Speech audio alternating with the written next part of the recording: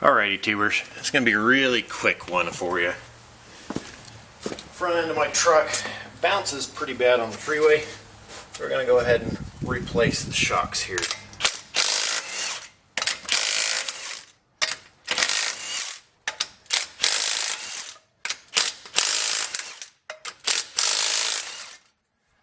Alright, so we're going to start off by pulling the wheel off. Just a second here. Anyways, we're going to start off by pulling the wheel off. This is going to be an unedited video. We're going to keep it short to the point. Not sure what brand of shock was put on the front end of this. Whether they're fully gone or not, I just don't feel they're heavy duty enough, because when you hit bumps, the whole front end goes up and down. You start losing control. So we're going to be putting some KYB Mono Max shocks in here, which will be really nice. They're nice shocks. I'm going to go ahead and start by breaking the nut off on the top.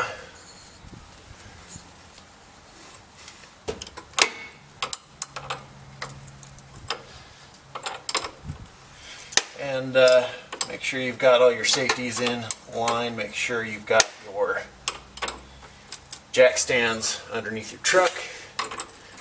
Make sure you're doing everything you can to be safe.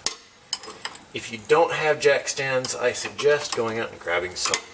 Just not necessarily just for this project, but for future projects. I actually had an uncle, while he was working on a tractor, the jack failed, and he ended up passing away. It crushed him pretty good. That was a long time ago, but still, even today, they had jack stands back then, and he decided not to use one. It's better to be safe than sorry in all aspects. But as you can see, the top is now loose. Make sure you're in focus there. Yeah, I think you can see that. Took the top off. That is a 9/16 or a 14 millimeter. They're close enough to the same size. Okay, I'm going to go ahead and break the front loose here. You can use a breaker bar, long ratchet, a ratchet with a bar. I'm going to be using my electric impact for speed, so we can keep this video short. I'm using a 7/8 on the front of this. And we're going to need the 7/8 wrench on the back side. There's that. Now, it should be pretty easy, especially since I can push this shock down. I'm going to pull this shock down so you actually can see that. I let go and it went right back up again. Pull this down, and while we're pushing on the bolt, we're going to wiggle the shock back and forth. Now this, if I didn't already say it, I don't believe I did. What I'm doing here is on an IFS front end, not a leaf spring front end or solid front end. This back up a little bit. These instructions may also work on solid axle front end, but not knowing what shocks they use, I am unsure. So this is an IFS front end, four-wheel drive, and there you go, it's out. This is really simple, guys. Really easy, really quick. Especially when all your fittings aren't rusted. So this is the Mono Max. Hopefully you can see that there. Yep. Mono Max, made by KYB. They're a very good, reliable shock. There's a lot of companies that use them for a stock shock, but then they can still sell you that stock shock, or they can sell you an upgraded, better ride capability type shock. I'm putting the zip ties on it. I put a zip tie around the top side to hold the boot on. I'll put a zip tie around the bottom here.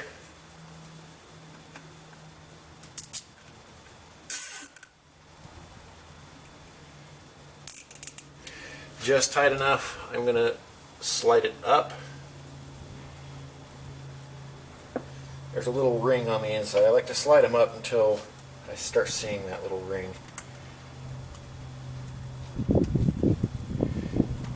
On these KYBs anyways. I don't know about other shocks, I don't know about other brands. That's how I like to do it on these guys. Let's see if I can show you what I mean. It just gives you a good point, a good area to put the boot on. So on these guys, we're focused here. You can see that little line inside there. I'll usually line it up with the bottom of the boot bellows, whatever you want to call them. The thingamajig that looks like a motorcycle. I really hope this video helps someone. To help somebody out do this on their own truck. Trying not to be too fast for you guys, so you guys can follow along, but I've got to keep it moving. Seeing as how I need to go to work here in about 5 or 10 minutes. So I'm trying to get this done before I have to head to work with this truck. So we're going to go ahead and go back in. I'm going to start with the top this time. We started with the top, taking it out. We're going to start with the top, putting it back in. Make sure on these rubber boots, you've got a larger size and a smaller side. The larger size goes down, and the same with the one on the bottom. It goes up. It helps fill in that area. Then on this one, we've got two different nuts. We've got the nut you actually tighten with, and then you've got a lock nut to stop that other nut from moving. Also, for those of you who are younger and haven't figured it out yet, make sure you have something to kneel on. Growing up, I was like, oh no, I'm fine, you know, I'm young, it doesn't hurt my knees. Preserve your knees before you have to, before it forces you to preserve your own knees. Because my knees are bad. They've gotten to the point where they hurt, and I am not that old. Not that old at all. They should not be hurting the way they do. So make sure you preserve your knees when you're young. Because if you can preserve them now, you're going to be running circles around the old guys later. So we're going to be tightening this up with 9/16.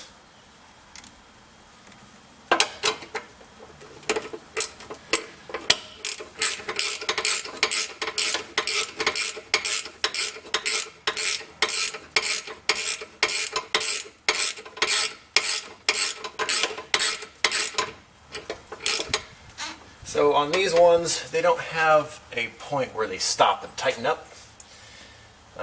They just kind of stop. They don't really tighten up. There's on the other ones, on these ones, they didn't have a lock nut, but there's actually a nut on the bottom side that you could actually put a wrench on, tighten it down. That's what you're supposed to do with these ones. They didn't, seeing as how loose they were.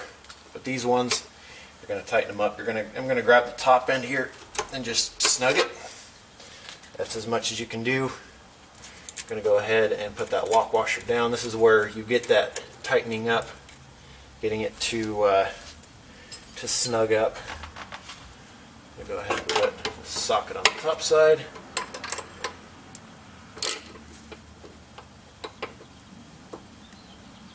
Nice and tight. So that isn't going to go anywhere, or shouldn't anyways. I'm going to go ahead, I'm going to move you guys over here so you can see what I'm doing. As long as you guys aren't in the way. And I hate guys like to do that. There we go. It's having to adjust to the light now.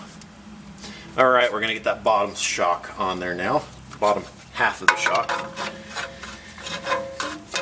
And yes, I am kneeling on a foam pad. That's why I brought that up earlier. I'm going to go ahead and turn the steering wheel here.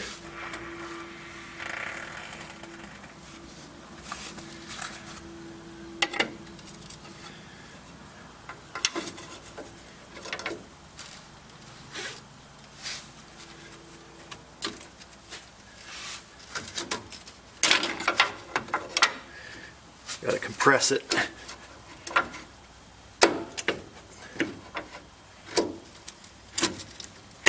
This is the fun part, especially when these ears have been bent out slightly and the new shock does not want to fit. Pry on that just a little bit. Make sure if you're doing something like this, you don't pry against the body of the shock. I'm prying against the bottom half where the bushing is, and that's not going to hurt it. Do not pry against the body of the shock because there are pistons in there that move up and down a specific way in a specific amount, and if you mar the outside, it can bend the inside and your shock is not going to perform as it should. This one's being a little more difficult than the other side. The other side was a freaking breeze. This side's not so much. I'm going to push that to the side. I'm going to clean up some of this garbage that's in there. This truck pretty much lived at the bottom of a river for a while. Alright, bent those out just slightly. See if we can fit now. Looks like we're fitting well enough. See if we can tap, tap, tap.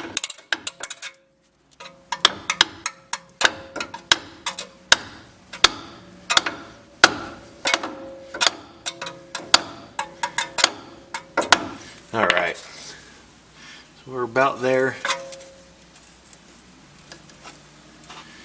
Even though these bolts came out this way, that's the same way we're going to be putting them in. Even though it'd be easier to put them in this way, I'm putting them in the same way that I found them. There's probably a very good reason for it. I'm going to guess that so you don't rub your CV joint or CV axle on the nut and washer and stuff. The lower profile on the back side. There we go. We got it through. I'll wipe my hands here.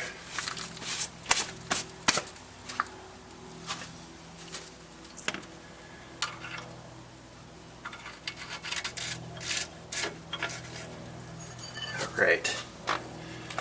Go ahead, tighten this guy up.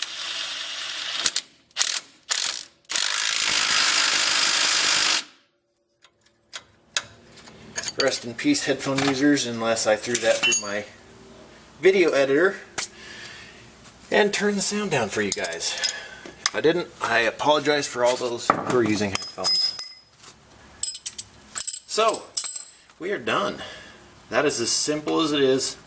Very simple, easy, quick job. Can be anyways. Doesn't always turn out that way. Got the KYB Monomax.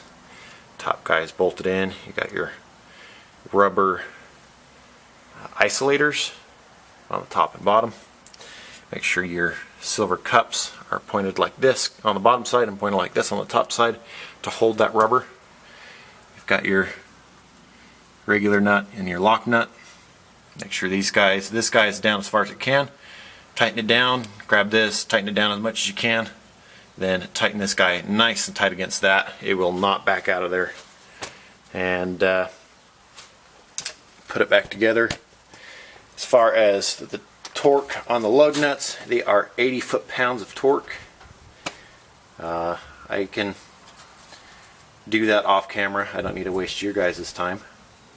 But 80 foot-pounds on a 92 Toyota pickup. This can also pertain to the 4Runners if they use the same type of suspension. This is a IFS, or independent front suspension, with torsion bars. Torsion bar, really quick, is this guy right here. It is the spring itself. There's no coil spring, there's no leaf spring. It is a bar that is made out of a special type of steel, most likely spring steel. It's a elastic type steel, and it actually twists back and forth for your spring. It's a very interesting design, easily lifted as well. Look into that later. But I hope you guys enjoyed. Give me a thumbs up if it helped out. Give me a thumbs down if you really feel like pushing that button. Consider subscribing. We'll have more updates to this, more updates to small engine stuff. Got some four-wheeler stuff coming up. Make sure you're using your safety, using your jack stands when you need it. Make sure you are protecting yourself with your knee pad. You can get them in the gardening section. You can go to the tool section and pay twice as much for the same thing. Make sure you're protecting yourself. Guard your knees. Once they're gone, you got to get them replaced. Thankfully, there are replacements out there for them. Make sure you're protecting your ears, your eyes. You've only got 2 of each. Thankfully, we have 2 of each, but you don't want to lose one. Protect yourself. Have fun. Stay dirty. Sounds like dirty jobs. Anyways, have a good one, tubers. Bye.